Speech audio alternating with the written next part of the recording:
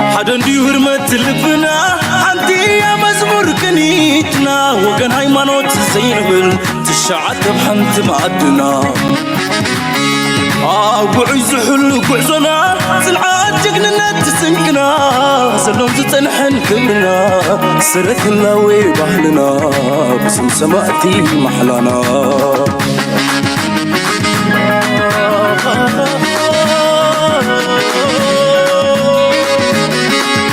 رأخ تقبر عسر حزو نبرار يونا تصر لو يحبو عزو عين فناتك بسيو خند ترقمو يريد راولنت عين فناتك بسيو ودا ترقمو يريد راولنت. In Addis Ababa, Ethiopia, have now called for the swift implementation of these.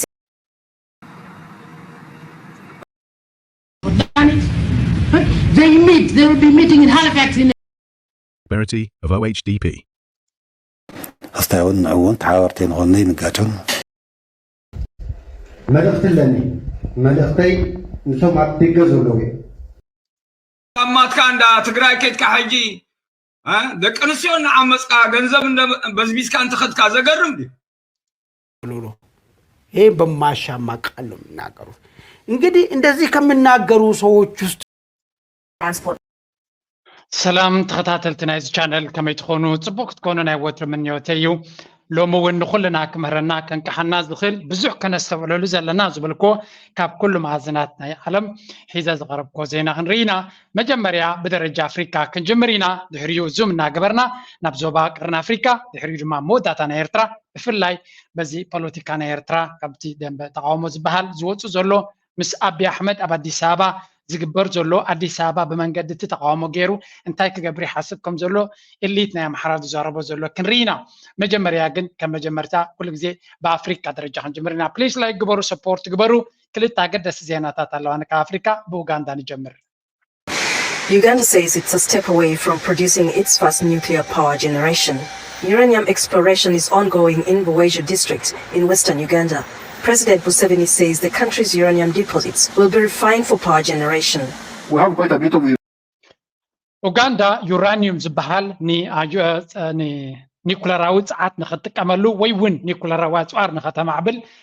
ዘድሊ ሓዳዝዩ ክቡርን ተደላይን ማዕድን ረኺቦም ከም ዘለውን ንኸውፅዎ ድማ መብዛሕትኡ ግዜ ካብ ኣፍሪካ እዚ ዩራኒየም ዝበሃል ካብ በሃል ኒጀር ድዩ ካብ በሃል ጋቦን ድዩ ካብ ካልኦት ሃገራት ተዘቂቑ ናብ ኤውሮፓ ናብ ኣሜሪካን ከምኡ ድማ ናብ ካልኦት ሃገራት እዩ ዝኸይድ ናብ ኤስያ እዩ ዝኸይድ ሕጂ ግን ፕሬዚደንት ናይ ኡጋንዳ ነዚ ነገር እዚ ክኽተሎ ይደልን እየ ይብላ ኣሎ ስለምንታይ እስከ ንስማዕዮ ፕሬዚደንት ሙሴቪኒ እንታይ ይብላ ኣሎ ኣብዚ ጉዳይ uranium here quite a bit and some people came and they said they wanted to export uranium. I said no, I will not allow anybody to export our uranium because we need it here, we need it for our power generation. سنتاي زبل زلو مسافيني نتي زلنا معدن ندقق نصدين دلنا مغنياتو لنفسنا سلازدلنا of course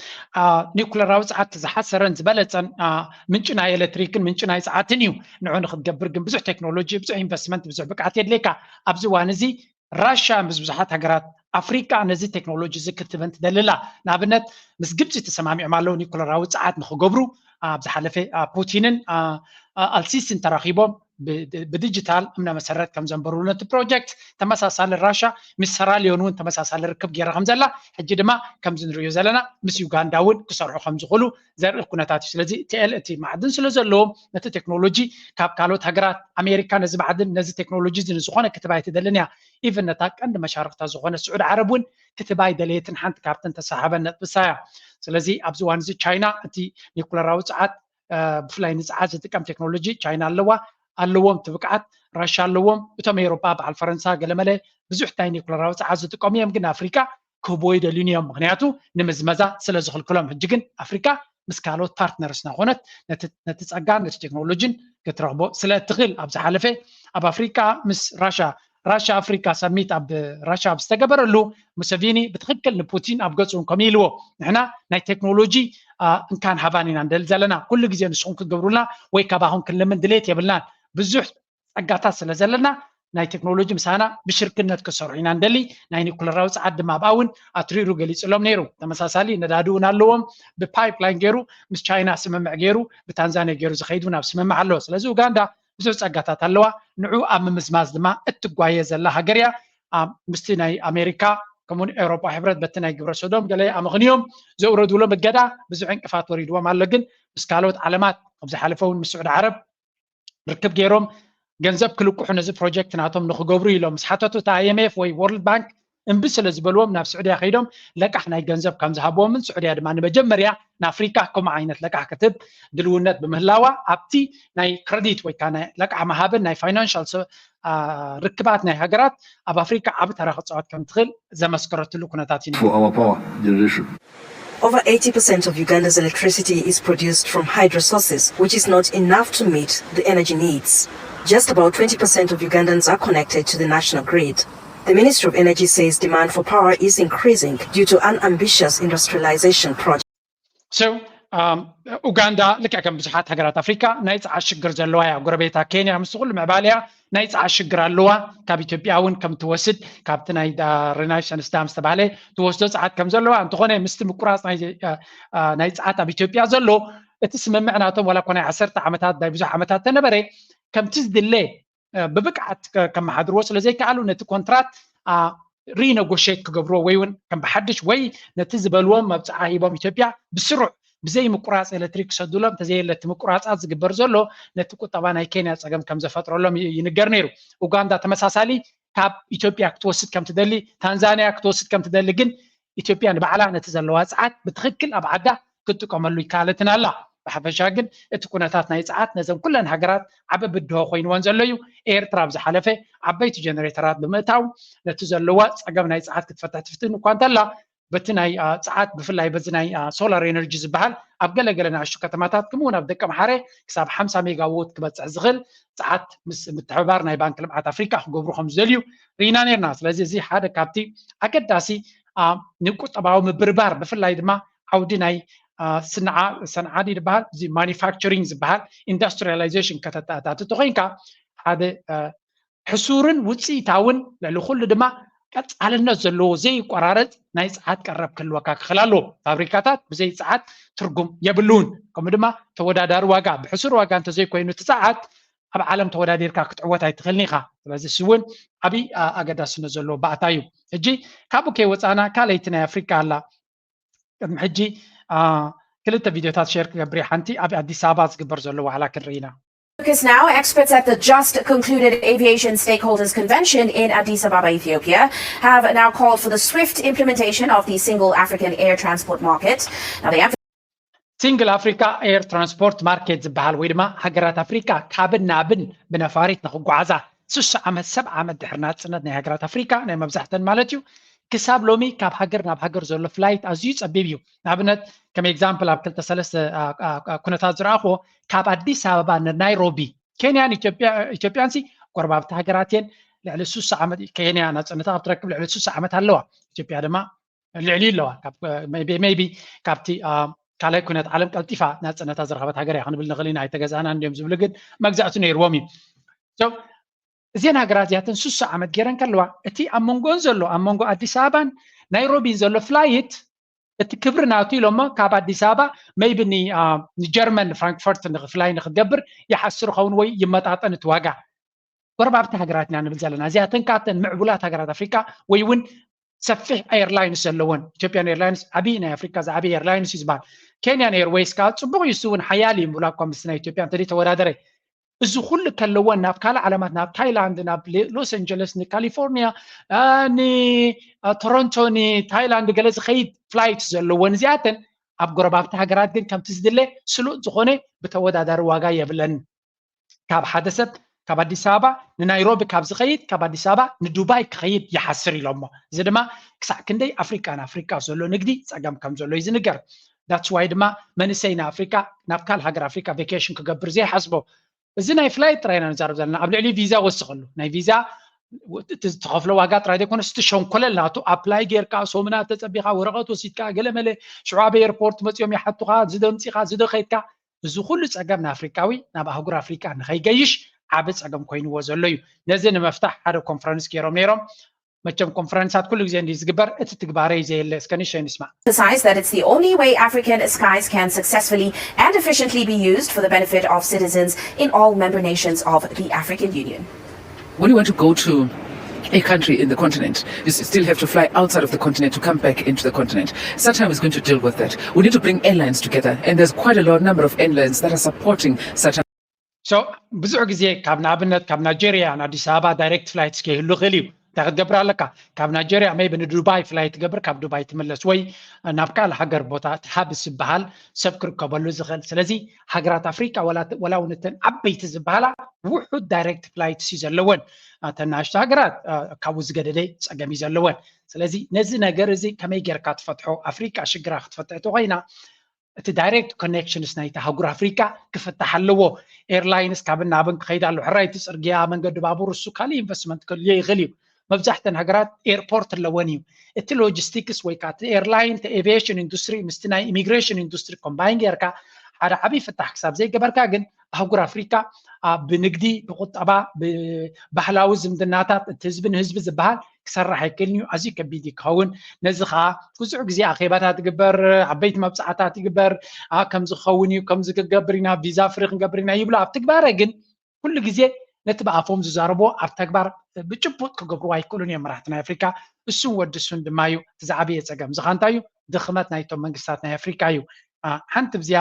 ካብ ኣብ ካላ ርስቲ ከይሰገርና ከለና እስከዚያ ንስማዓየማ ናይ ቀደም ፕሬዚደንት ናይ ታንዛንያ ዝበሎ ክንርኢና ብዛዕባ እዚ ጉዳይ እዚ ቅድሚ ክንደይ ዓመት ነቂሖም ለኹም ዝነበሩ There's a number of airlines that are supporting an element that is called free routing airspace, which is an element that says how do we create efficiencies and safety in the airspace. Africa is far away collaborating in the airspace, but you know there is a good chance that Africa can share the single airspace. Look at the European Union; they have a single regulatory body. So تعلمان تايو كم تناي كالوت أهجراتنا أوروبا حبرت single regulatory body نتحققاتنا كل أوروبا حبرت زي ما حد organization أفريقيا دم أبو أب كل أفريقيا دحريت زلا مثلا أفريقيا تجمع دم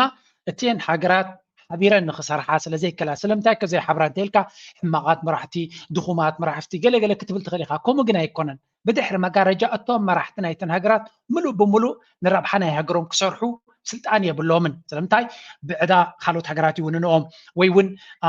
تناي نيو كولونياليزم زبال بيد ازور نتن حجرات زي ما حضر بفلاي تن حجرات ديمقراسي زبالا تمنجستي كل جزء زاسرو بدحري له ديمقراسي مالت بحزبي خاتم الرئيس زبال حزبي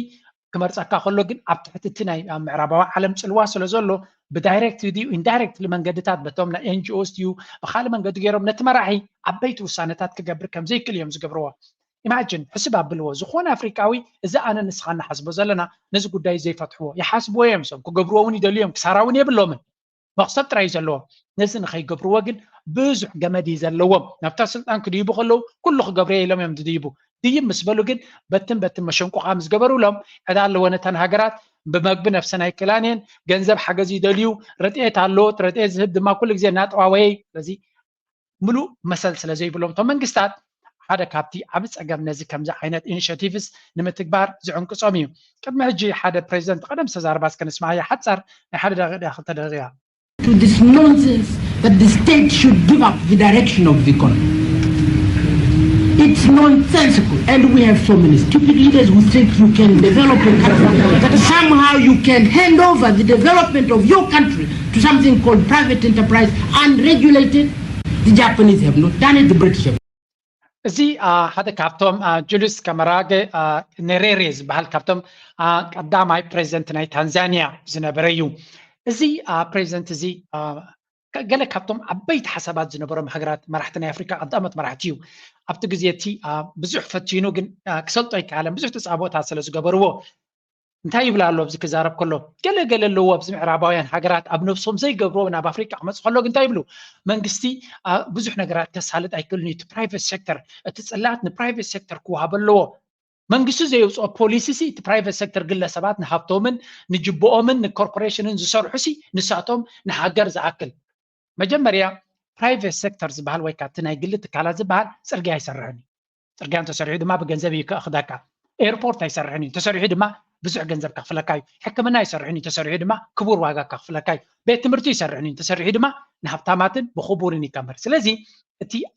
መሰረታዊ ትሕተ ቅርፂ ዲጋ ድዩ ፅርግያ ድዩ ኢንፍራስትራክቸር ድዩ ቴክኖሎጂ ድዩ ካልእ ብፕራይቬት ሴክተር ኣይግበርን እዩ ኣብ ሃገር መንግስቲ እዩ ዝገብሮ እዚ መንግስቲ ክገብሮ ከሎ ድማ እንታይ ዘድሊ ፖሊሲ ናይቲ ሃገር መንግስቲ ከውፅእ ክኽእል ኣለዎ እቲ መንግስቲ ፖሊስን ትሕተ ቅርፅን ምስ ሓዘ ካበይ ከዝረክብ መንግስቲ ግብሪ ካብ ህዝቢ ይረክብ ካብ ዝተፈላለዩ ትካላትን ሰባትን ግብሪ ረኺቡ ማዕድናት ናይቲ ሃገር እውን ፀጋታት ናይቲ ሃገር እውን ሸይጡ ካብኡ ረኺቡ እንታይ ይገብር ትሕተ ቅርፂ ይሃንፅ ፅርግያ ይሃንፅ ዲጋ ይሃንፅ ሓይሊ ኤሌክትሪክ ፀዓት ይእቱ ሕክምና ይሰርሕ ቤት ትምህርቲ ይሰርሕ ነዚ ምስ ገበረ እቶም ቤት ትምህርቲ ዝፈረዩ ኣብቲ ቁጠባ ናይቶም ግለሰባት ትካላት ይሰርሑ እተን ትካላት ድማ ብሉፅ ሰብ ረኺበን ንቅድሚት ይኸዳ ከምኡውን ነቲ ዲጋታት ዝተሰርሐ ካብቲ ማይ ካብቲ መስኖታት ተጠቂሞም ግለሰባት እቶም ፕራይቬት ሴክተር ሕርሻ ብምግባር ንሰደድ ድዩ ንውሽጢ ዓዲ ነቲ ቁጠባ የገልግል እቲ መንግስቲ ኣገዳሲ ተራ ዘይፃወት እንተሕሪ ኮይኑ ፖሊስ ከውፅእ ዘይክእል እዚ ክኸውን ኣይክእል እዩ ዝብልኹም ክላገፁልና ንኣፍሪካ ንኸይንምዕብል ስለ ዝደልዮም ከም ዝብሉ ምክንያቱ ጃፓን ከምኡ ይገብሩን እዮም ዓዲ እንግሊዝ ከምኡ ይገብሩን እዮም ኣሜሪካ ከምኡ ይገብሩን እዮም ኤሮጳ ከምኡ ይገብርን እዩ ኤሮጳ ሕብረት ኩሉ ግዜ ፖሊሲ ዘውፅእ ፕራይቬት ሴክተር ድማ በቲ ፖሊሲ ናይቲ መንግስቲ ዘውፅኦ እዩ ዝኸይድ ኣብ ኣፍሪካ ክኾን ከሎ ግን ነቲ ናይ መንግስቲ ሓይሊ ከትክምዎ እዮም ዝፍትኑ ስለምንታይ መንግስቲ ተሓይሉ ፅቡቅ ፖሊሲ ንሃገሩ ንህዝቡን ዘርብሕ ካልኦት ናይ ደገ ሓይልታት መፅኦም ንኽምዝምዝዎ ኣይከፍቅድን እዩ ስለዚ ክምዝምዝ እንተኮይኖም ድኹም መንግስቲ ክህልዎም ክኽእል ኣለዎ ፕራይቬት ሴክተር ጌርካ ቤት ትምህርቲ ብኤንጂኦ ናይ እኽሊ መግቢ ኤንጂኦ ናይ ጥዕና ክኾን ከሎ ኤንጂኦ ናይ ካልእ ገለመለ ክኾን ከሎ ኤንጂኦ ኤንጂኦ እንታይ እዩ ብድሕሪ ስለ ዝዝወር እቲ መንግስቲ ኩሉ ግዜ ለማኒ ናብ ካልኦት ተፀጊዑ ከም ዝኸይድ ይገብሮ that's why ድማ እቲ መንግስቲ ዓበይቲ ፖሊሲታት ከተግብር ኣይክእልን እዩ እናበለ ይዛረብ done the Germans have not done it they will be meeting in Halifax in June they'll be meeting in Halifax what for to drink tea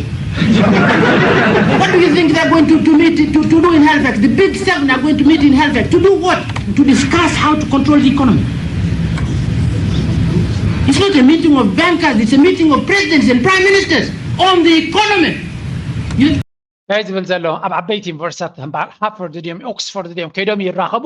ኣብኡ ኣብቲ ዩኒቨርሲቲ ብኣካደሚ ዝተፃሓፈ ኣብ ተግባር ክሰርሕን ዝሰርሕ ዶ ይሰርሕን ዘይተፈተነ ቲዮሪታት ኣምፅኦም ነቶም ኣፍሪካውያን መራሕቲ ሓንጎሎም ብሬን ዎሽ ገይሮም ነቲ ኣብ ተግባር ክሰርሕ ዝኽእል ድሓር ኩሉ እቲ ኢኮኖሚክ ፖሊሲ ኤውሮጳውያን ዝዛረብዎ ደረጃ ኣፍሪቃ ዘላቶ ንዑብ ግምት ዘእትዎ ኣይኮነን ፈርዲኹም ኣለኹም ንኣብነት ሓደ መፂሉ ኣብ ዘለዎ ገለ ፖለቲካ ገለ ቁሩብ ተለይ መፅሓፍቲ ናይ ኢኮኖሚክስ ኣብ ኤውሮጳ ምሽ የንብቡ ከምዚ ናይ ኤውሮጳ ፕራይቬት ካፒታሊዝም ዘይንእቱ ገለ መለ ኤውሮጳ ናብዚ ክትበፅሕ ቅድም ብካፒታሊዝም እዮም ተበጊሶም መጀመርያ ብምንታይ ተበጊሶም ኣሜሪካ ኣብዚ ሕጂ ክትበፅሕ ብኸመይ ተበጊሳ መጀመርያ ብምዝመዛ ብጊላነት ብስርቂ ንኻልኦት ብምጭፍጫፍ እያ ጀሚራ ከምዚ ገይራ ምስ ጀመረት ድሕሪያ ዲሞክራሲ ዝበሃል ተሃብትና ደለቦም ምስ መፁ ቁሩብና ቀየሩ እዮም መፅኦም ስለዚ ኣፍሪካ ካበይ ትብገስ ኣላ ካብ ድሕሪት ካብ ዜሮ ዘይኮነስ ትሕቲ ዜሮ ዝነበረ ሕብረተሰብ እዩ ዝብገስ ኣሎ ኣፍሪካ ኢኮኖሚክ ሞዴል ንዓዓ ደዋፅኣ እያ ክትክተል ዘለዋ እሱ ንዓዓ ደዋፅኣካ ተተኸቲልካ ከም ዝዕውት ሰውራ ናይ ኤርትራ ህያው ምስክር እዩ ንዑ ዘዋፅኦ ምስ ህዝቡ ምስ ክብርታቱ ምስ ኩነታቱ ዝኸይድ ባዕሉ ሓንፂፁ ስለ ዝኸደ ቀልጢፉ ሰለጦ 30 ዓመት ወሲድሉ እንተኾነ ተኣምራታዊ ዝኾነ ዓወት ኣመስጊቡ ኣብ ቁጠባ እውን እቲ ሰውራ ተመሳሳሊ መርገፂ ነይርዎ ምናልባት ኣብ ካልኦት መፅሓፍቲ ዘይተፃሓፈ ክኸውን ይኽእል እዩ ንሳቶም ግን ሰልፈ ምርኮሳ ኣብ ሰውራን ተሰሪሒልና ኣብ ሃገር ደረጃ ክሰርሓልና ይኽእል እዩ ምክንያቱ ኣብ ሃገር ማዕድናት ናትና እዩ ባሕሪ ናትና እዩ ካልእ ፀጋታት ናትና እዩ ህዝቢ ድማ ሙሉእ ሳና ክሰርሕ ስለ ዝኾነ ኣብቲ ሰውራ ባሕሪ ዘይተቆፃፀርና ማዕድናት ዘይብልና ካልእ ዘይብልና ከለና ከማን ነፍሲ ምርኮሳ ሰሪሒልና ኣብ ሃገርና እንተመፂና ክሰርሓልና ኢሎም ብኡ ተበጊሶም እዚ ሞዴል እዚ ግን ከም ዝሰርሕ ስለ ዝፈልጥዎ ፀዓዱ ካብ መጀመሪኡ ዕንቅፋት ክገብሩሎም ገና ካብ 1993 ጀሚሩ እዩ እቲ ዕንቅፋት ኣብቲ መንግስቲ ዘጋጥም ዝነበረ ድሓሪቱ ኦፊሻል እገዳ ናይ 2009 እንዳንብል እምበር እቲ ፀቕጢ ማዓፆታት መሰናኽል ምፍጣር ፀገማት ምፍጣር ማዓፆ ምዕፃው ብዙሕ ግዜ ዘጋጥሞም ነይሩ እዩ ዝበሃል እዚ ኣብ ዝተፈላለየ እቶም ቀደም ሓለፍቲ ዝነበሩ ክዛረቡ ከለዉ ክሰምዕ ትኽእል ኢኻ ኣብዚኣ ንሱ እዚ ነረረ ዝብላ ፀነ ጁልስ ነረረ ዝብላ ፀነ እስከ ንስማዕ ኣብዚ ካልእ You are inviting intervention in your own affairs and this money coming from there billions and billions will be siphoned back there make sure that you mobilize your own resources so that you can be enabled to benefit from resources coming from outside the promises of billions is not good yes ካብ ካልኦት ለሚንካ ትረኽበ ገንዘብ እቶም ገንዘብ ዝብኻ ቤን ካብ ኣፍንጫኻን ካብ ጅባኻን ከም ዘውፅዎ ፅቡቅ ገይሮም ስለ ዝፈልጡ ካብ ካልእ ከይተፀባና ናትና ንግበር ቀንዲ ሎ ምክንያት ደለይ ዘለኹ እዚ ሕጂ ተዛረባ the focus that we need to talk about You're talking about corrupt governments and comparing them with the private sector and promoting the private sector, the private sector, the private sector. You put in place accountable government, non-corrupt government that will use. إذا فيديو زي كندي إذا شير جري الله بوحد 4-5 جزء بحجون حد 5 جزء شير كجبرة. أب أفريقيا كزاربو خلون تايم زبلتهم سعادو ويكازم سكولارسنا أوروبيا منقساتنا أفريقيا كسرعي كولونيوم بروجكتات كودو كولونيوم سلامتاكم مخينهم بلشو الناس لزلهم مجمر يا منتاك غوفرنيرو نتبلشونا كتحويو كتصرنا يركا موديلس كما يركا بلشونا منقسي توجد نزيز أجامزي أنت تفتح نيركا تهاجر كسرع مخاله أكن عاز غوفرك أنت يقبرو نتبلشونا الناقص الله خلو برايفت سيكتور كم ما إنجو كتكلال لك خانتايو اتمنجست كل جزء لحلح بحماق نجر زجلت بالشونا زلوا تصفى زي بلو كتجبره منتان كل جزء متتتاو كتجبرن كم دليت كخص عوتلون اتبلشونا دما كم بحال مش عتخايو عبنا بحال بالشونا زلا على بيرينا نيرنا اب السودان قربيتنا السودان سي اب زخوا زعت خياب صحفت بالشونا يمزدليو قال لك يا كيما يسرت القرم حنت خياب كان تساليت القادمه تقرب تدا حاسب لومي نايد حنديو تدا خالد يدلل لي خاطر السودان كومينيرو انا زنبر كله ولا كنت صبغ زنب زمسلكو طبعا تنبرم بالشونا جن ديب انسايد زعتهم حمامي نيرنا عمتا زغصله امودات هذا تهاجر بيبص حلا بزح زرباي ليني سلازي مجمريا هاجر كتمعبل افريكا كتمعبل تدليو نتي منغستي زلو صقمات بحلافنه زلو اكاونتبيليتي زلو منغستي كنتكو كنصعرالنا تكنولوجي لوم بقعت اللوم نتي منغستي نتي بلشونا وغيدو صبق نخون أنا كالن كوبوني روم تم معرباوين ويكاتم كالوت حيلتات حقستينا زبلو نعند أرجع كات منقص الشعو رديت كتب خلا خاديو بروجكت فاينانسينج كتب خلا خاديو كله بقرطو من قد سريو كبلويش علماء تعبرت السبب كمعبلي هاو كام أفريقيا سوس عمت زخول بليونات حجزي وهبنا تبالت سبعجي أرد دخلنا زلا think about that national resources for the development of the majority. This is not a matter of polarizing the private sector and the public sector. These classical arguments about the private sector, the public sector, that makes sense at all. It's out of context. We need to be focused on this matter. We can't blame governments and bring non-governmental organizations to manage our affairs. That is phenomenal in Africa. Go everywhere. Non-governmental organizations are managing governments and discrediting governments and replacing them with what they call private sector. Can you imagine this makes sense to anyone? Now talk about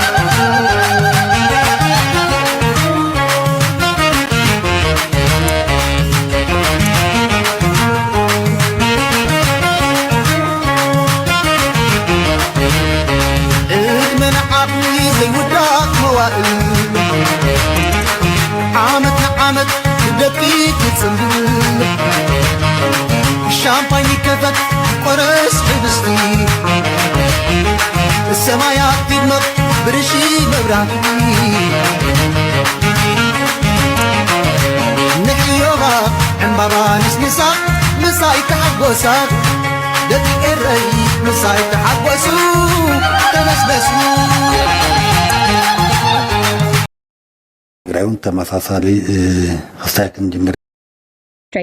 Lieutenant General Tadesse Wareda made a statement on the US-mediated talks with the federal government. In the statement, which lasted more than 36 minutes, Lieutenant General Tadesse Wareda made it clear that an agreement had been reached on the issue of Tessalempty. So, انتهى اللبزي هذا نجر أمونغوتي na America special envoy مايك هامر أب أمريكا أب إثيوبيا أب زملاله سلوزلو بزح نجر يحلالكم زلون ديو أب زنجر هذا نجر الله بخلت من قد كرينا تي مختل جزياو محدار ناي تግራይ ታደሰ ወረደ ዝብሎ ዘለውን ክንሰሜና ኣብቲ ናይ ጸለምቲ ዝበሃል ክልል ወይ ከዓ ወረዳ ኣብኡ ስምምዕ ተበጽሑ ከም ዘለዎን ንሶም በዓሎም ከኣቱ ከም ዝግብኦም ከምኡ ግን ኣብቲ ናይ በዓል ወልቃይት ሑመራ ግን ንዲስካሽን ክጅመር ከም ዘይብሉ ዝገልጽ ሓበሬታ ወፂኡ ኣሎ እስከ ደሓን በዚ ብክልቲኡ ክንርየና ምክንያቱ ኣብይ ኣሕመድ ምስ ኤርትራ እንታይ ይሓስብ ኣሎ ኣገዳሲ ሓበሬታ ኣለና ኣብዚ خساكن جمرنا الدوز ولا نجارات ولا تدوز ولا معرب تقرأون تمساسالي خساكن جمرنا الدوز ولا نجارات ولا تدوز ولا نجار هو دوز بلا دو تبلون دويل انتقنا خالينا خرمتي اوان كحلف عينة حاورتي اين خونن نزخونا كنقاچو زدلي زخونا أستعون عون تعاورتين غني نقاشون حيل مكلا خال يهود ناي فيدرال صد حيلتات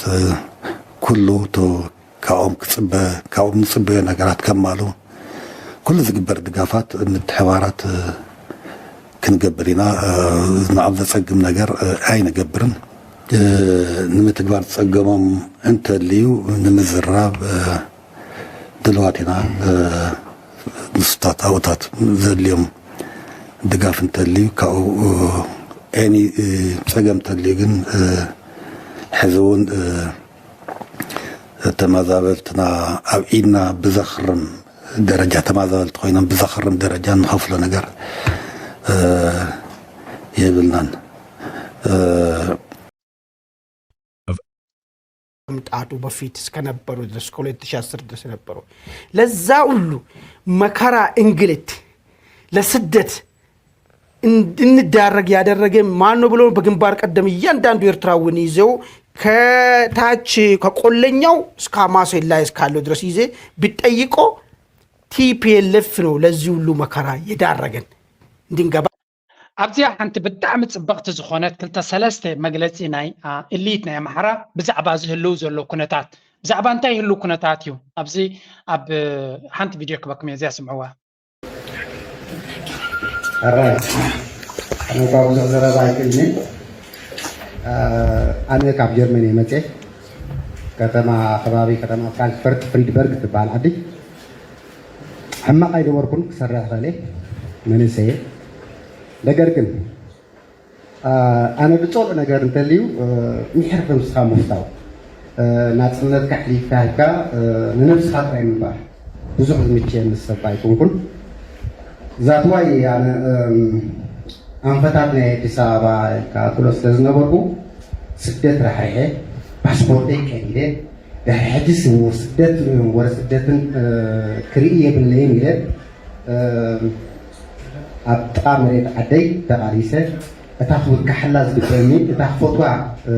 زلنا حجري بتدوارك على سلا كساب مسوات تخفل الله كساب كلاشين حزة سلاتي كسر الله نابزنا زي ما لازم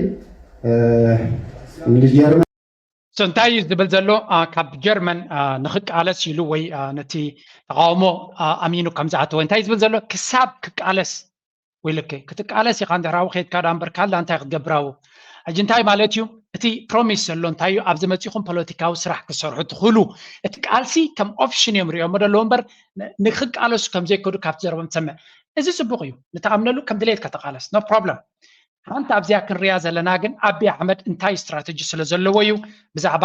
ሓደ ኤሊት ኣምሓራ ክልተ ኤሊት ኣምሓራ ዝፀሓፍዋ ክንሪኢና እዚ ኸ ቀሊል ከም ዘይኮነት ዕላማ ክበርሃልና እዩ ናይ መለስን ናብ ካልእ ዓዲ እውን ኣይከይድን ምስዞም ወርቂ ዝኾኑ ኣሕዋተይ ኣብዛ ዓዲ ዘለዉ ንሶም ተቃሊሰ ዓደይ ክኣቱ ዓደይ መፅአ ከውፅእ ናብዛ ዓዲ መፅአ መልእኽቲ ኣለኒ መልእኽተይ ንሶም ኣብ ደገ ዘለዉ እዮም ብሓፈሻ እንታይ ዝበሃል ዘሎ ኣቢ ኣሕመድ ነቲ ደንበ ተቃውሞ ናብ ውሽጢ ክእትዎ ይደሊ ከም ዘሎ ቦታ ከፊትሉ ከም ዘለዎን ኣብ ኣዲስ ኣበባ ኦፕሬት ክገብሩ ኣፍቂዱ ኣሎ ማለት እዩ እዚ ኸ ብትክክል እዚ ናብ ካልእ ዕላማ ክኸይድ ዝኽእል ኩነታት ምዃኑ እዩ ኣብዚያ ክልተ ነገራት ክንርኢና መጀመርያ እዚኦም ኤሊት ክዛረቡ ከለዉ ስምዕዎም ክሳዕ ክንደይ ነቲ ኩነታት ናይ ኣቢ ኣንቢቦሞ ከም ዘለዉ ብዓይነ ኤርትራዊ ድማ እዚ ምዃኑ ድረስ ይዘ ብጠይቆ ቲፒኤልኤፍ ነው ለዚህ ሁሉ መከራ የዳረገን እንድንገባ ያደረገን ቲፒኤልኤፍ ነው ብሎ ነው ይሄ በማሻማ ቃል ነው ዝኾነ ኤርትራዊ ካብ ቆልዓ ክሳብ ዓቢ ሸይቡ ዘሎ እንተሪኢኻዮ ኤርትራ ኣብ ዝሓለፈ 20-30 ዓመት ብፍላይ ካብ 2000 ክሳብ ሕጂ ዘላቶ መከራ ሽግር ስደት ከርተት ካበይ መፅኡ ዝብል እምነት እዩ ዘለዎም ብሙላሃቶም ብሰንኪ ናይ ህወሓትን ንሱ ዝፈብረኾ ሸረኽን ምስ ኣሜሪካ ምስ ካልእ ኮይኑ ዝገበሮም ንሱ ከም ዝገበሮም እዮም ዝፈልጡ ዋላ እቶም ብኢትዮጵያ ዝሓለፉ ኣብዚ ኢትዮጵያ ዝነበሩ ስለምንታይ ከም ብላለ ዛ ኣምሓራ ይስምዑ ሕጂ ይናገሩ እንግዲህ እንደዚህ ከመናገሩ ሰዎች ውስጥ ነው እንግዲህ አሁን አዳራሽ ቁጭ ብሎ ለዚህ ሁሉ መከራ ያደረገን ቲፒኤልኤፍ ነው የሚል ኤርትራዊ በቲፒኤልኤፍ አጀንዳ ቀራጭነትና በቲፒኤልኤፍ አስተባባሪነት ኤርትራን ነፃ ለማውጣት የሆነ ቲሸርት ለብሶ እዚህ ብርጌና አምዶም ተሚባል ቲሸርት ለብሶ እዚህ ቁጭ አለው ማለት ነው እስቲ ስለ እውነታው እናውራ ከተባለ አይደለም ዛሬ ትላንትና ቲፒኤልኤፍ የዚህ አገር ታንኩንም ባንኩንም ሁሉ ነገሩን ተቆጣጥሮ በነበረበት ሰዓት ላይ ለምንድነው 10 ያ ሁሉ ሺህ ኤርትራ እንግዲህ በመቶ ሺህ የሚቆጠር ነው እንግዲህ በስደተኝነት እዚህ የመጣው ወታደር ነው በአብዛኛው ማለት ነው 85% ስልጠናም ማስፈልግም አደራጅቴ ብቻ ክላሽ እየሰጠ በጋንታና በቲም እያስቀመጥክ እንታይ ዝብል ዘሎ ስለዚ እዚ ሕጂ ኣብዚ መፅኡ ዘሎ ሓይሊ ኣብዚ ብርጌድ ንሓመዱ ዝብል ሽም ወሲዱ ኣብዚ ኣዲስ ኣበባ ቦታ ተዋሂብዎ ኣሎ ዝበሃል ዘሎ እዚ ሰብ እዚ እዚ ሓይሊ እዚ ምስቲ ናይ ህወሓት ሓይሊ ብቐረባ ዝሰርሕ ዝነበረ ኣብዚ እዋን እዚ ድማ ብስናቱ ምስ ናይ ህወሓት ኣካይዳ ዝኸይድ ካለ ዘረርባ እንታይ ዝብል ዘሎ ኤርትራዊ ህወሓት ምንጭ ናይ ሽግሩ ምዃኑ እዩ ዝፈልጥ እቲ ናይ ህወሓት ኢሊት ዝፈጠሮ ፀገም ነታ ኤርትራ ኣብ ዘሎ ዘላታ ሽግር ዋላ እኳ ብክልተ እግራ ረጊፃ እንተላ እቲ ኣብ ህዝቢ ዝወረደ ፀገም ነታ ሃገር ብዙሕ መስገድላ ዝገበረላ እቲ ናይ ህወሓት ክፍኣት ከም ዝኾነ እዩ ዝፈልጥ እዚ ሕጂ መፅኡ ዘሎ ድማ ምስ ህወሓት ብቐረባ ክሰርሕ ዝደሊ እዩ ነዚ ከዓ ቁሩብ ትለይ ሓንጎልና ከፊትና እንተሪና ንሕና ከም ኢትዮጵያውያን ህወሓት ባንክን ታንክን ሒዙ ኣብ ኢትዮጵያ ኣብ ኣዲስ ኣበባ ኩሉ እናገበሮ ከሎ እዚ ኩሉ መንእሰይ ካብ ግንባር ወፂኡ ኣብ ኢዱ ከሎ እሞኻ ወተሃደራዊ ታዕሊም ዝወሰደ ሓይሊ ዘለዎ ስርዓት ክቅይር ዝደሊ ነይሩ ተዝኾን ኣብ ኤርትራ ለውጢ ንክመፅእ ዝደሊ ነይሩ ተዝኸውን ነቲ መንእሰይ ብረት ሂቡ ንዓበዚ ከይድካ ተሰሊፍካ ተቃለስ ምበሎ ነይሩ ለውጢ ኣብ ኤርትራ ክመፅእ ዝደሊ ነይሩ ተዝኸውን እቲ ህወሓት ዝበሃል ግን እቲ ሃገር ክትፈርስ ደኣዩ ዝደሊ ነይሩ እምበር እቲ ኤርትራዊ ኦርጋናይዝድ ኮይኑ ሃገር ከድሕን ወይ እውን ሃገር ዲሞክራሲን ፍትሕን ከምፅእ ከምዘይደሊ ዝነበረ ንፁር እዩ ስለዚ እቲ ትማሊ ኣፅዋር ከለዎ ሓይሊ ከለዎ ኩሉ ነገር ከለዎ ዘይሓገዘኩምሲ ሎምሲ ኣብ ስልጣን ኣብ ፖለቲካዊ ፀወታ ንባዕሉ ዘየለ ኦኬ ሕጂ ኣብቲ ፀወታ ምስ ኣቢ እናተበሉት ህወሓትን ትብልፅግና እናተቀራረቡ ይኸዱ ኣለዉ ሎሚ መፅኡ ሓጊዙ ናብ ኤርትራ ለውጢ ከተምፅእ እዩ ኢልካ ምሕሳብ ክሳዕ ክንደይ ካብ ክውንነት ዝረሓቐ ምዃኑ እዩ ዝዛረብ ዘሎ እዚ በቲ ሓደ እቶም ኢሊት ናይ ኢትዮጵያ ዝሪእዎ ዘሎ ኣምሓራ ድዩ ዋላ ካል እውን በቆሎ ብትክክል ኣይፈልጥን እቶም ትፈልጡ ፀሓፉለይ ግን ብዙሕ ግዜ ኣርጊመንት ናቱ ብዝተፈላለየ መንገዲ ኩሉ ግዜ ንኤርትራውያን ዝድግፍ ኣይኮነን ብዙሕ ግዜ ኣንፃር ኤርትራውያን ዝዛረብ ሰብ እዩ ግን ኣብዚያ እቲ ናቱ ስነ መጎት ኢሜክሰንስ ቀደም እውን ንብሎ ዝነበርና እዚ ህወሓት ናይ ብሓቂ ኣብ ኤርትራ ለውጢ ዝደሊ ኦርጋናይዜሽን ኣይኮነን ወላ እውን ብዙሕ ግዜ ኣሕዋቲና ዶ ህዝቢ ዶ ዲሞክራሲ ክመፆ ደገለ ነው never ever መለስ ዜናዊ ብትዕ ብዙሕ ግዜ ተዛሪቡ እዩ ንሕና እንደልዮ ህዝቢ እቲ ሃገር ክትፈርስ ሽዑ ነቲ ሃገር ድሌትና ክንገብር ዳ እምበር ንህዝቢ ኤርትራ ከነጥሑነ ኢና ዝብል ዕላማ ኣይነበሮን ስለዚ ኩሉ እቲ ቀደም ዝነበሮ መትከላትን ዕላማን ሎሚ እውን ስለዝተሳዕረ ስለዘይሰለጦ እምበር ሎንግ ተርም ቪዥን ናቱ ተመሳሳልነት ኣለዎ እዚኣ ጥራይ ግን ኣይኮነት ካልእትን ላታ ድማ ሄዱ እንድዋጋ መላክ ነበር ግን 10 ጥይት ተተኩሶ አቅም ወደ ኤርትራ በዛ ዘመን ዛስ ዋይ ምንድነው እነሱ በቃ ለዚህ መከራ ደርሶብናል የደረሰብን መከራ ደግሞ አሁን በጣም ኢኮኖሚ ስደተኛ ነው ኢኮኖሚ ደግሞ እንደዚህ እንድንሆነ ያደረገ ወያኔ ነው በወያኔ ለራሱ ጥርስ እየነከሱ ነበር በአዲስ አበባ በኩል አልፎ አሜሪካ የሚሄዱት ነበሩት እነዚህ ናቸው ወይ ዛሬ እንግዲህ የኤርትራ ነፃ አውጪ ተብሎ እንዳው ኢሳያስን ለማስወገድ የተደራጁ ኃይሎች ብሎ የሚነግሩን ነገር በፊት ለፊት ይቻላል ቲፒኤልኤፍ የፈለገውን ያደረገ አይደል የራሱ ወታደር አስቀምጦ ኤርትራ ይለይልኛል ብሎ ወደ መዋጋት መሄድም ይቻላል እሱ ሁሉም ነገር ስለሚያደርግ ማለት ነው ለምንድነው ነው ብርጌና አንዱ ምናምን ባል ማምታታቻ ስሞች ማምጣት የተፈለገበት ማለት ነው ለምን እዛው ውስጥ ቆጥሬ ብታይ ፋክት ነው የምናገረው ቆጥሬን ብናይ 10 ኤርትራዊ ከዛ ማዕከል አታገኝም እሱን ታይዝብል ዘሎ አቢ አሕመድ ዝፃወተ ዘሎ ወይ ከዓ እቲ ኢሊት ናይት ፖለቲካ ነዚ ብርጌድ ንሓመዱን ኣዲስ ኣበባ ዝእቱ ዘሎ ክሳዕ ክንደይ ፖለቲካዊ ሚስ ካልኩሌሽን ይገብር ከም ዘሎ ህወሓት እንተደልዩ ምስ ኤርትራ ክዋጋ ተደልዩ ኣቦቱ ኣለዎ ሰራዊት እውን ኣለዎ መስለኒ ድሌቱ ክገብር ክእል ንሕና ግን ውሑድ ብዙሕ ህዝቢ ኤርትራ ዘይሳተፎ ኤርትራዊ እውን ብዙሕ ኤርትራዊ እውን ኣብቲ ውድብቲ ንኣዲስ ኣበባ ከይዱ ለውጢ ንኸምፅእ ንኤርትራ ከይዱ ተቃሊሱ ከምፅእ ኣብ ዘይደልየሉ ስለምንታይ ኢትዮጵያ እቲ መንግስቲ ከምዚ ዓይነት መርገፂ ወሲዱ ብፋክት ወይ ብጭብጢ ክንዛረብ ተኮይና እዚ ጌጋ ስሕተት ነታ ሃገር ነታ ኢትዮጵያ ትበሃል ዘዋፅእ ኣይኮነን ወላ እውን ከም ስትራቴጂ ክትሪኦ ከለካ እውን ድኹም ስትራቴጂ እናበለ ዝገልፅ ዘሎ ሓቂ ድማ መብዛሕትኡ ኤርትራዊ ኣብዚ እዋን እዚ ምስ ሃገሩ እዩ ዘሎ ኢትዮጵያ ድማ ኣብ ግዜ ሽግራ እቲ ሰሜን ዝናቶም ፈሪሱ እቲ ሃገር ክትፈርሰላ ብትኽእል ዝነበረት ኤርትራውን ስትራቴጂካዊ ረብሓ ስለ ዝነበራ ሓጊዛታ እያ እዚ ሕጂ ዝኸድዎ ዘለዉ ግን ዘዋፅኦም ኣይመስለንኒ ምክንያቱ ኣቢ ኣላያንስ የብሉን ኣብቲ ነዊሕ ግዜ ብኸመይ ክኸይድ እዩ ካልእ ኣርስቲ እዩ ፅነየልና ንሪኦ ኢና ኣብዚኣ ግን ካልእ ኣላ ቪድዮ risk analysis ኣንቲ ኣዝያ ኣገዳሲ ቪድዮ ኣላ ኣብዚኣ ንስማዓያ the inevitable war of Abiy Ahmed against Eritrea. Various risk analyses are given that Abiy Ahmed may start a war against Eritrea. Additionally, consider the following 7 factors. 1. The fact that the threats against Eritrea are released by activists who are the mouthpieces of the prosperity of OHDP. We have built a huge army in Africa, actors of the prosperity. So እንታይ ዝብሉ ኣለዉ እዚ ናይ ኣብይ ኣሕመድ ብልፅግና ፓርቲ ወይ እውን እቲ ናይ ኦሮሞ ኢሊት ሓደ ግዜ መዓስ ብዘይገድስ ምስ ኤርትራ ውግእ ምጅማሩ ዘይተርፍ እዩ ዝብል ዘሎ ሓደ ኣናሊስት ዝፀሓፈ እያ ነይራ እዚኣ እዚ ኣርቲክል እዚኣ እንታይ ዝብል ዘሎ እቲ ጭብጢ ዝቦ ዘሎ 7 ነጥቢ ዝድርድር ኣቦ ሓደ ነጥቢ ይብላ ኣሎ ብተደጋጋሚ ኣንጻር ኤርትራ ምፍርራሕ تعبيت لعلو كل دما انت يوم زقبر زلو بزح سراويتنا هنص علينا اب افريقيا زحيله سراويت علينا تانكتات علينا بلوص اصوار نغزا علينا بمولو تزقبرو زلو بروباغندا دما ناب حدا صلاعي كال صلاعي يبلان ኢትዮጵያ بزوان زي مس كينيا كتواغا يتخلنيا مس صوماليا كتواغا يتخلنيا مس سودان كتواغا يتخلنيا مس زبو سودان كتواغا يتخلنيا مس جبتي كتواغا يتخلنيا تون كوصلاعي كتواغو تدلي ابي احمد ويكاتيلي انتلو خوينو ኤርትራ ጥራይ ካውን ዝኽእል ስለዚ ኩሉ ትዝግበር ዘሎ ውሽጣዊ ነገራቱ ዳይ ሽግር ኣሎ ኮይኑ እምበር እቲ ካልኩሌሽን ሎንግ ተርም ካልኩሌሽን ናቱ ናብ ኤርትራ ዘቕንዕ ከም ዝኾነ ይርዳእካ ወላ እውን ምስፋን እውን ኣይኮነን እዮም ዝብሉ ብሓፈሻ ኣብዚ ጅ ብግምጣል ክንሪኦ ኣለና ንሕና ኤርትራውያን በዚ ስምዒት እዚ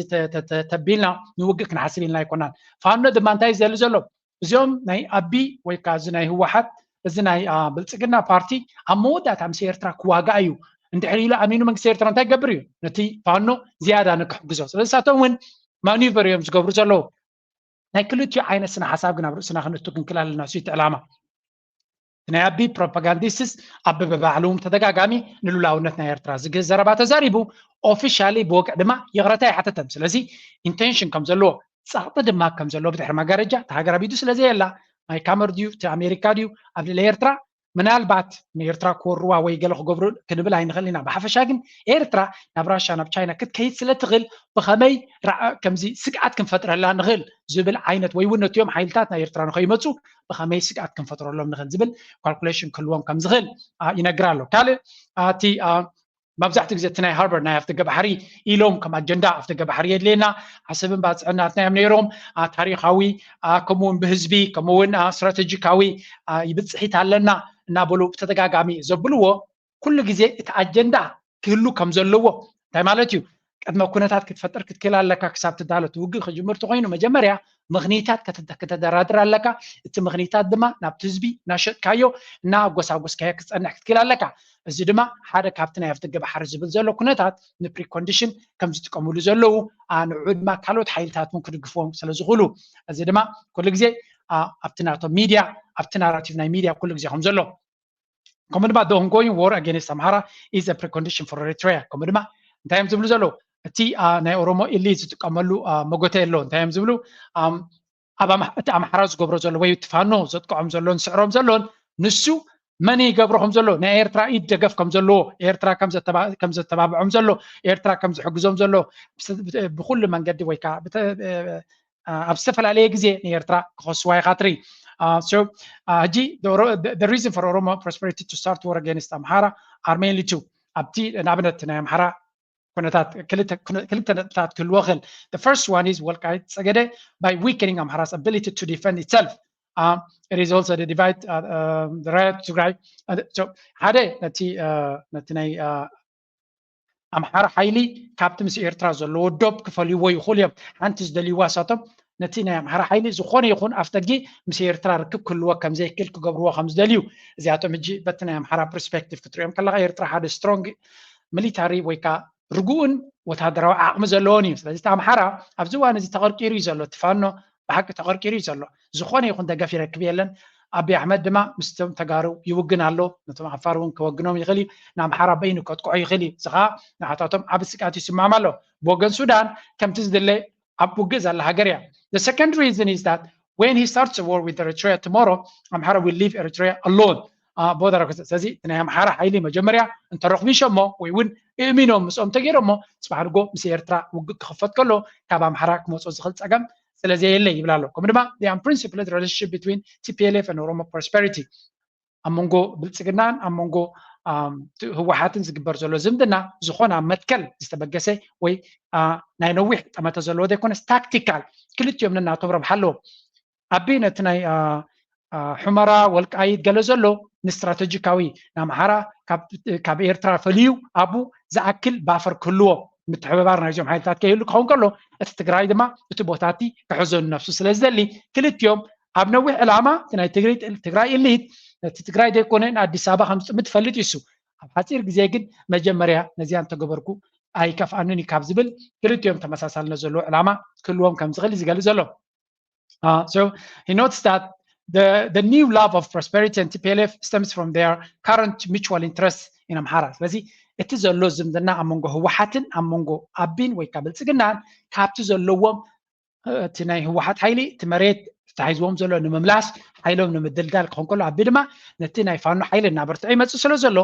ይብርትዕ ከም ዘሎ ኣበይ ሪኢና ኣለና ክምለሳ እዛ ኣርቲክል እዚኣ ይብርትዕ ከም ዘሎ ኣብዚ ሓንቲ ዘረባላ ክስምዕዋ ምክንያቱ ክሳዕ ክንደይ እቲ ኩናት ካብ ኢዱ ይወፅኦ ከም ዘሎ ኣቢ ለየት ያለ ድል እያስመዘገቡ ነው የፋኖ ኃይሎች። የፋኖ ኃይል በፍጹም ወደማይመለስበት ደረጃ እየደረሱ ነው። ይሄ ኮማንዶ አሰለጠኑ ምናምን አሰለጠኑ የሚለው አሁን ማህበራዊ ሚዲያ የምታዩት ኖርማል ነው፣ ዴቨሎፕመንት ነው። እሱም ግን በፍጹም የፋኖ አደረጃጀቱ ውጊያው ከበድ ያለ ነው። 51ኛ የሚባል ክፍለ ጦር የመከላከያ ሰራዊት 51ኛ ክፍለ ጦር አድራሻው ጠፍቷል። ይሄ የምትከታተሉ ከሆነ አድራሻው ግን ጠፍቷል። እንታይ ይብላ ኣሎ እዚ ገለ ካብቶም ሚሊት ናይ ትግራይ ወይ ከዓ ሚድያ ዝገብር ናይ ትግራይ እዩ ሓደ 51 ክፍለ ሰራዊት ዝበሃል ክፍለ ጦር ናይ ኣብይ ኣሕመድ ኣብ ጎንደር ከይዱ ኣብቲ ናይ ኣምሓራ ቦታ ከይዱ ኣበይ ከም ዝኣተወ ይፍለጥን እዩ ተባሂሉ ይብል ኣሎ እንታይ ማለት እዩ እቲ ፋኖ ዝበሃል መመሊሱ እናሓየለ ለውጢ እናምፀ እናቐረበ ይመፅእ ከም ዘሎ ስለዚ ኣብይ ኣሕመድ ሰራዊት ስልጠና ኮማንዶ ገለ ዝብሎ ዘሎ ካብ ዓቕሊ ፅበት ዝተበገሰ እዩ እቲ ፋኖ ዝበሃል ድማ መመሊሱ ሓያል ግንባር ናኾነ መመሊሱ እናበርትዐ ደገፍ ናይ ህዝቢ እናረኸበ ብኩሉ መዳይት ኣምሓራ እናተሰለፈ ይመፅእ ኣሎ ኣብይ ኣሕመድ ድማ ደገፍናቱ ካብ ኦሮሞ ከይንብል ኦሮሞ ንባዕሉ ንናፅነቱ ዝደሊ ክፋል ኣለዎ እቲ ሕብረተሰብ ስለዚ ሙሉእ ብሙሉእ ኣብይ ኣሕመድ ክድግፋ ይከኣለን እቲ ትግራይ ድማ ናቱ እስትራቴጂካዊ ኣጠማምታ ከም ዘለዎ ስለዚ እቲ ጉዳይ ኣብ ውሽጢ ኢትዮጵያ ዘሎ እንታይ ከም ዝመስል ንሪኦ ኣለና ኣብዚኣ ንእሽተይ ንስማዕየ ንመለስ ኣብታ ናይ ኣንተቦ In a flippant way. As Abiy thought, he widened the contradiction. The people of Ethiopia, especially the Amhara people, also measured their heartbeat. 3. The ongoing war against Amhara is a precondition for Eritrea. The reasons for Oromo prosperity to start a war against Amhara are mainly two. The first one is Walkite Togadade, by weakening Amhara's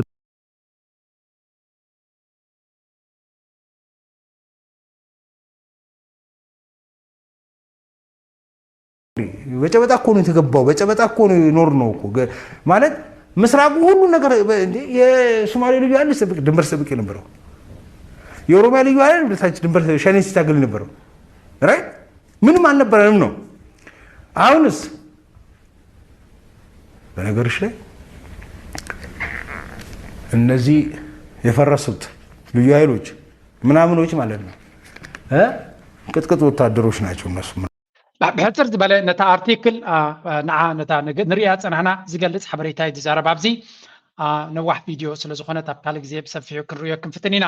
ኣብይ ኣሕመድ ስቲል ስትራቴጂ ናቱ ኣብ ኤርትራ ንፁር ከም ዘይኮነ ንፁር ዘይኮነሲ ምስ ኤርትራ ናይ ነዊሕ ሰላም መደብ ከም ዘይብሉ ዘረጋግፅ ብዙሕ ነገራት ንሪኦ ኣለና ነዚ ወዲ እዝን ስለ ዝረኣዩ እቲ መርሕነት ናይ ኤርትራ ኣቐዲሙ ኣንቢብዎ ሰብ እዚ መትከል ንፁር ዝኾነ መርገፂ ኣብ ኤርትራ ስለ ዘይብሉ ወይ ካብ ፖለቲካዊ ኣካይዳ ናቱ ተቐያያሪ ስለ ዝኾነ ነታ ዕላሞም ክሳብ ዝሃርቡ ምስ ከይዶም እቲ ዕላሞም ድማ ነቲ ሓይሊ ናይ ህወሓት ንምድኻም ንሳቶም ከጠቕላላ ከጥፍዎ ከም ዘልዩ ዝነበሩ ግን ኣብ ከይበፅሑ ከለዉ እቲ ኩነታት ኣሜሪካ ኣትያ ስለ ዘጥሕነቶ ካልእ ኣርስቲ ኮይኑ ኣሎ ካብዚ ከይወፃና ናይ መራሕቲ ሃይማኖት ኣብ ዝሓለፈ እዚ ርኢና ነርና ሕጂ ድማ ሓደ ካልእ ከርእየኩም እየ ምዕራፍ 3 ክፍል ሓደ ዝብለና ክፉእ ዝገበረ ናብ ብርሃና የመፅን እዩ እቲ ግብሩ ከይግለፅ ኢልዎ ክፉእ ዝገበረ ሰብ ብርሃና ይፈትን እዩ ግብሩ ምእንቲ ከይግለፅ ብክፉእ ተግባር ዝቐትል ሰብ ብርሃና ይደልዩ ኩሉ ሰብ ፀልማት እዩ ክሳብ ኣብ ኤርትራ ዘሎ ጋቢ ዝኽደን ዘሎ ንዕና ከዳህልል ሕጂ ንሱ ክሳብ ዘሎ ሰዓት ንሱ ጋቢ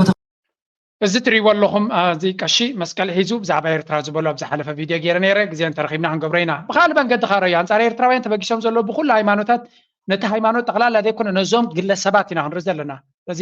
ኣብ ዝሓለፈ ቪድዮታት ናተይ እውን ኣቕሽሽቲ ገለገለ ኢልኩ ጀነራል መራሕትካ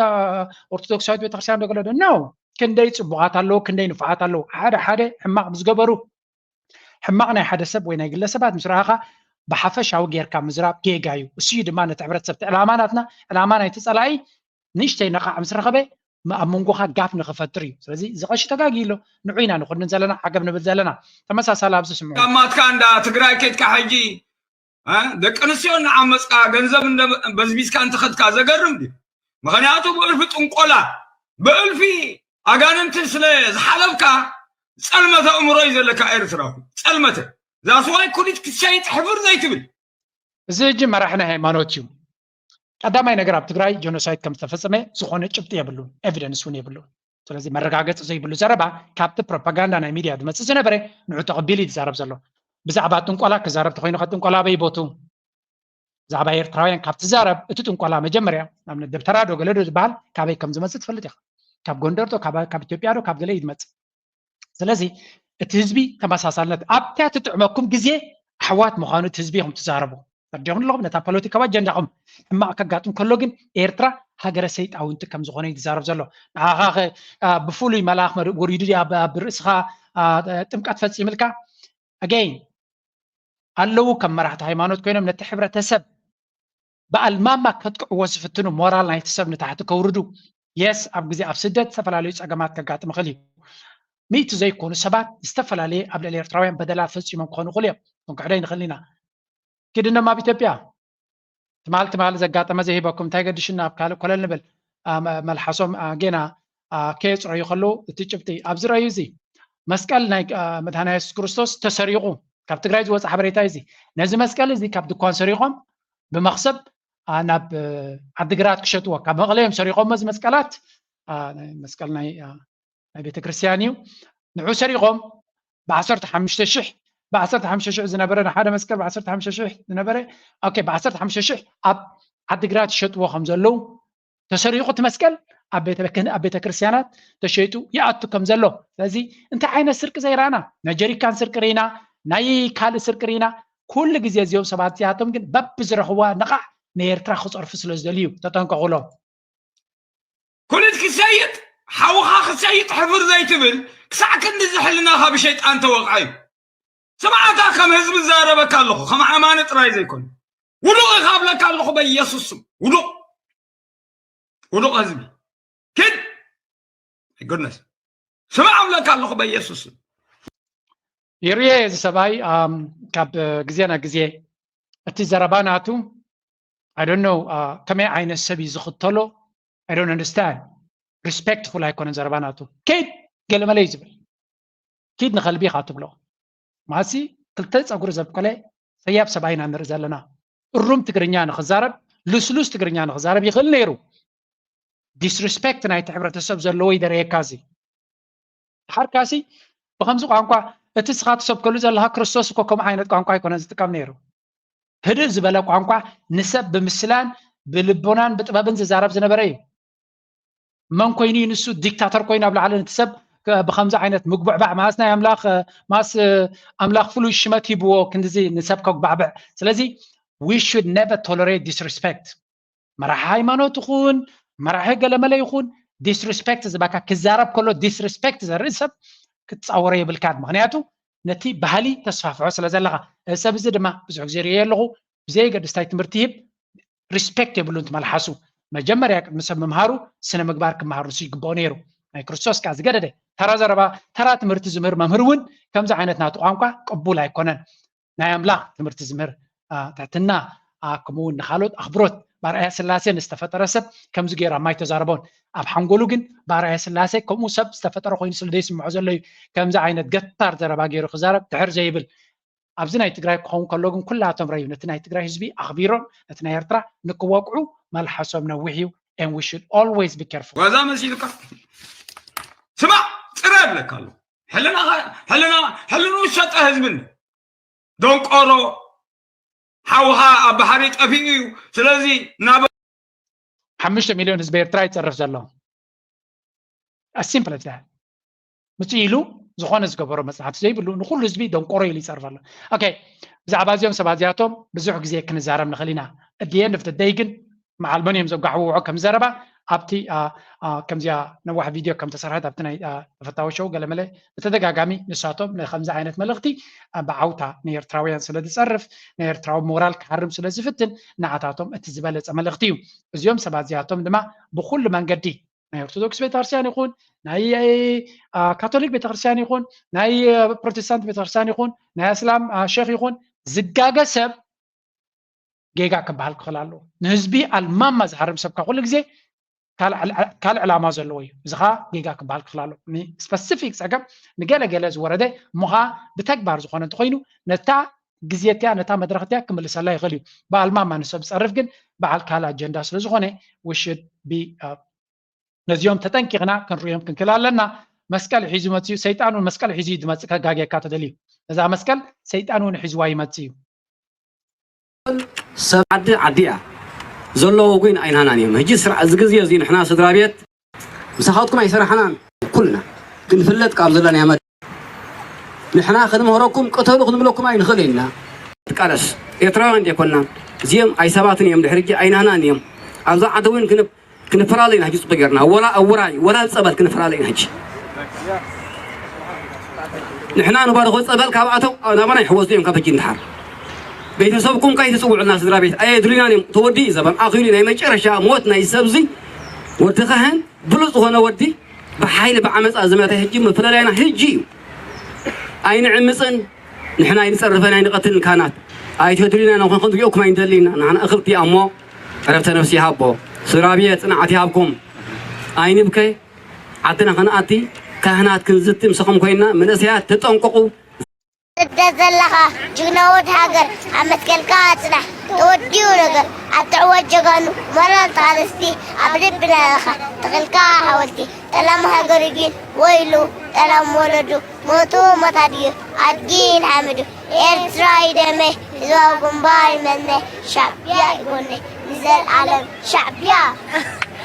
تدزلها